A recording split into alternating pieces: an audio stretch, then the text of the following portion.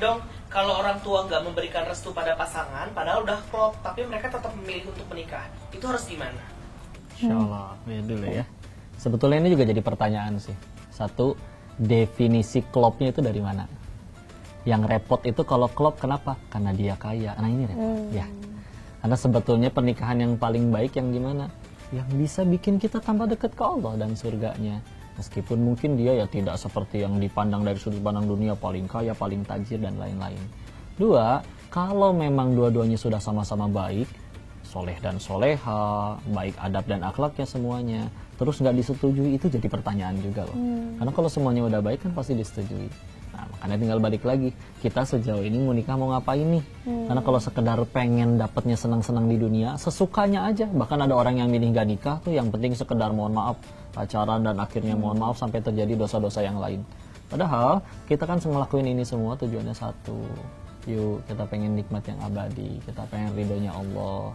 Karena terbukti ada orang yang berusaha ngejar apapun yang dia pengen. Dia nyari duit yang haram, dia ngelakuin segala macam.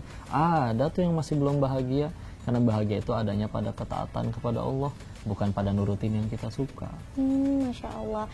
Berarti pernikahan yang bahagia itu bukan hanya karena menikah dengan orang yang kita cintai, sayang. Betul. Tapi menikah karena ada restu dan juga ridho dari orang tua kita.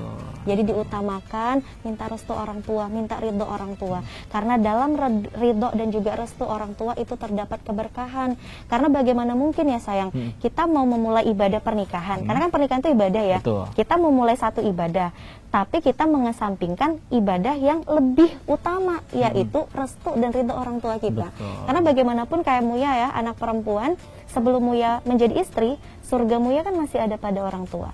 Surga Muya masih ada pada ridho dan restu orang tua.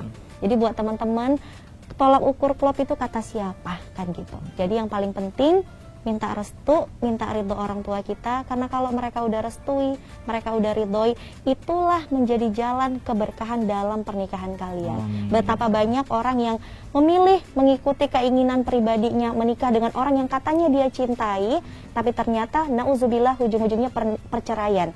Kenapa? Karena ternyata orangnya seperti ini, dan dia tahu dulu orang tuaku tidak mengizinkannya. Betapa banyak kasus seperti itu, sayang. Karena kita itu tak penting lah kita bisa menikah atau enggak dengan orang yang kita cintai. Karena poin utamanya adalah kita bisa mencintai orang yang kita nikahi. Bismillah atas izin Allah. Masya Allah. Semoga cinta itu terus tumbuh, berkembang, dan yang numbuhin kan Allah. Maka jangan ngelakuin sesuatu yang itu bertentangan dengan yang Allah larang. Ya, Bismillah. Kalau udah nurut sama Allah, Allah yang lancarin semuanya. Quran Surat Ar-Rum ayat 21, Allah yang menumbuhkan rasa cinta dan kasih sayang. Gitu.